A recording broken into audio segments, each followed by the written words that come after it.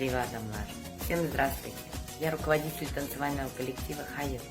И сегодня от всей души хотел бы всех казахстанцев поздравить с наступающим праздником 1 мая, Днем Единства народов Казахстана.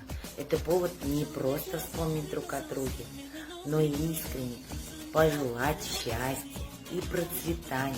Ведь счастливые люди, что окружают тебя, созидают и творят. Поэтому желаю, чтобы в нашем доме Казахстан каждый мог себя чувствовать сильным, счастливым, жил, творил, работал на процветание нашей страны. С праздником всех, мои дорогие, любви и взаимопонимания. Всем!